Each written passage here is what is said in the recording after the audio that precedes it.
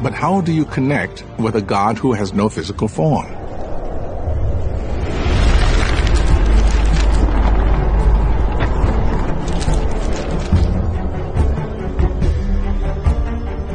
How do you know what's divine and what isn't? I've decided to return to Cairo to try and understand who God is to Muslims.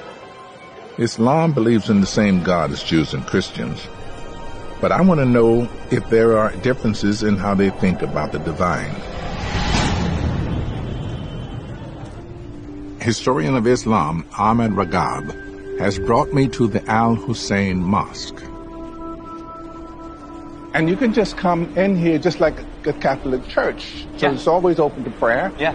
If you want to come in here and just hang out with yourself and Allah. Yeah, absolutely.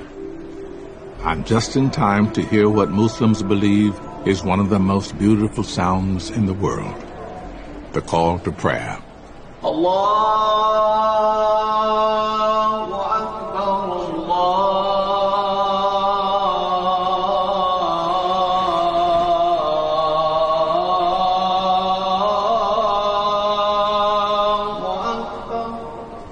For the faithful, the song of the muezzin is a manifestation of God Himself.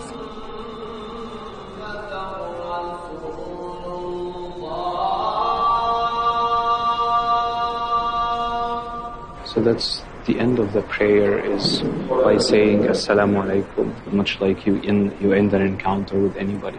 And it is because the prayer is essentially a meeting with God. Like hey, see you later, nice talking to you. Exactly.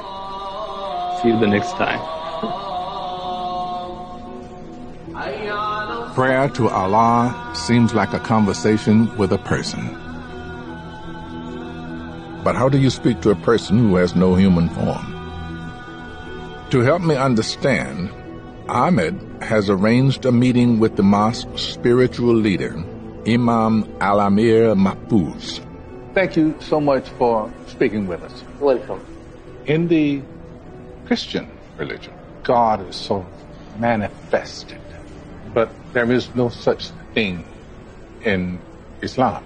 So who am I talking to? Do I envision anything? في المسيحية مثلا هناك تجسيد وتجسيم للإله. كل ما خطر ببالك فالله بخلاف ذلك. You cannot imagine God. God is beyond imagination. Whatever you would imagine with our human minds, God would be different from it. One of the most haunting and beautiful sounds in the world is the Muslim call to prayer. What was the origin of that?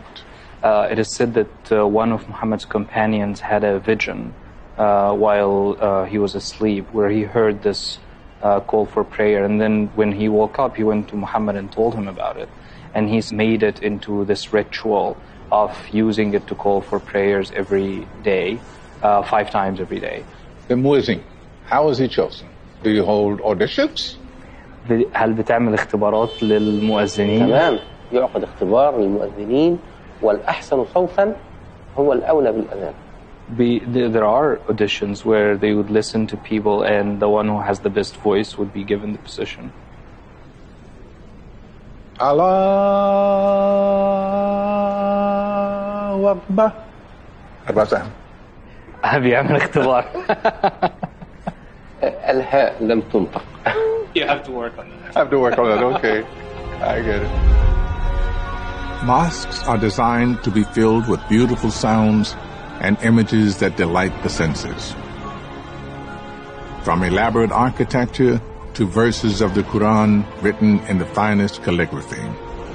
Many Muslims see this beauty as a manifestation of God Himself. Islam sees God in all things that are beautiful. Because God has no physical form, He can be experienced anywhere with any of the senses. But these experiences are only ever aspects of the divine.